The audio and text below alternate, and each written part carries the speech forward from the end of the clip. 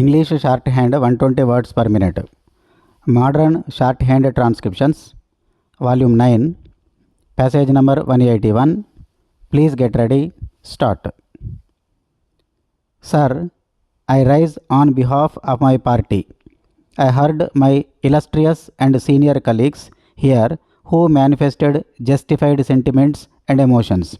We have been witnessing that in and out of the house. The manifested emotions is the response to all incidents of atrocities on women, and this must be the response.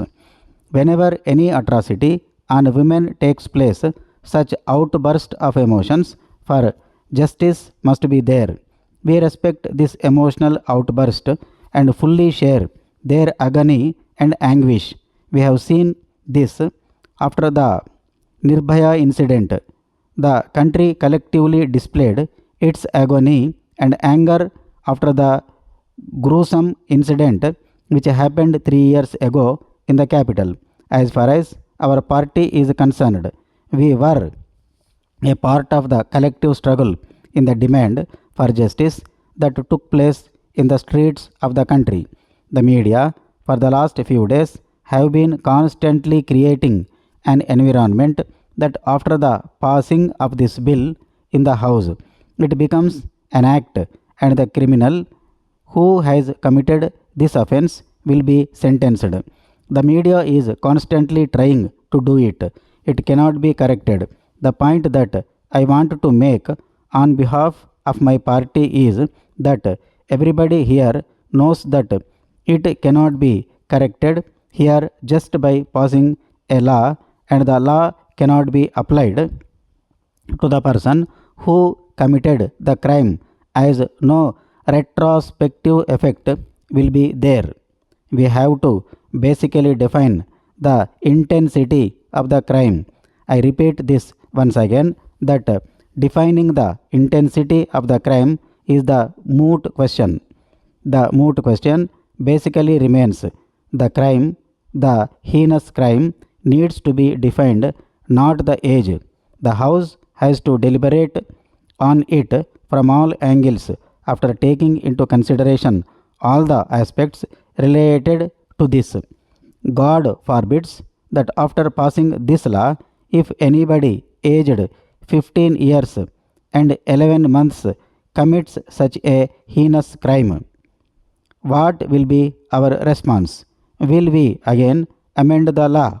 This is a very basic question. As the Honorable Minister is here, I just want to know this from her. The UN Convention on the Rights of the Child requires all signatory countries to treat every child under the age of 18 years as equal. The provision of treating juvenile as an adult contravenes the convention. My senior colleagues have pointed this out, and the leader of the House also spoken about that. After going through the bill, I also felt that some penalties provided in the bill are not in proportion to the gravity of the offense. It has already been mentioned that the penalty for selling a child is lower than that of offering intoxicating substances to a child, which is quite surprising. Sir, my party feels that the standing committee which examined the bill observed that the bill was based on some misleading data regarding juvenile crimes and violated certain provisions of the Constitution. We feel that while there is a need to address serious crimes committed by juveniles, the present amendment moved by the Union government will not serve the purpose and is retrogressive in nature. The solution to the problem has to be thought of within the parameters of the Juvenile Justice Act itself. This can be done by strengthening the institutions under the Act and by ensuring that the juvenile who has committed such a crime is not allowed to repeat the offense and intimidate the victim again. Sir, The punitive measure of transferring the juvenile to the ordinary criminal court is based only on the retributive theory and revenge and does not act as a deterrent to future juvenile criminals. But in fact, it results in regression. It only further brutalizes the juvenile who is already in conflict with law. We have the examples in the United States of America, where in every school you have the culture of gun going on. Guns have penetrated. We have seen that. Now, sir, I heard the debate that was going on in the other house. Questions were raised by honorable members in the other house regarding the United Nations Convention. Various honorable members participated in that debate. I heard that debate that the bill did not violate the convention. Now, madam, Article 1 of the convention clearly states that a child means every human being below the age of 18 years, unless under the law applicable to the child majority is attained earlier.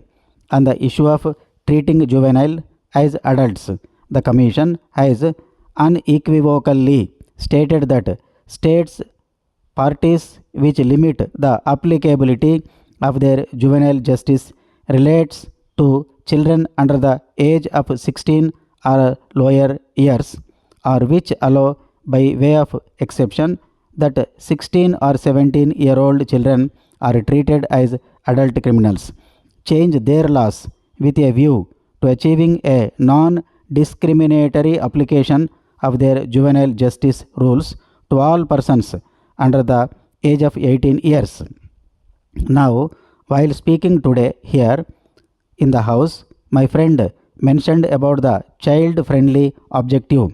Now, as far as this is concerned, I want to mention here that to determine whether the person has a child-like mind or not, the assistance of psychologists and psychiatrists will be taken to ascertain that.